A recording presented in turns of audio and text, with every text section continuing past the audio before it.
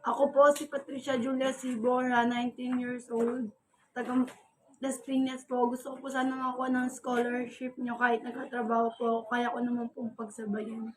Kasi po si mama at si papa hiwalay na. Bali po si papa na lang po yung nagbibigay sa amin.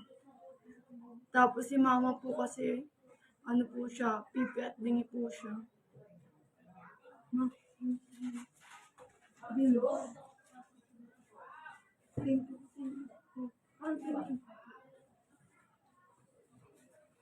Tapos po, dati po siyang prostitute.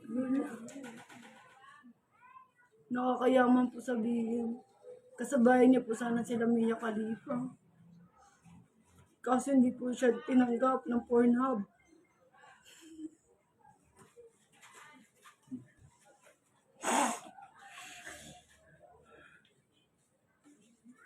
Ano gusto mo sabihin sa kanila?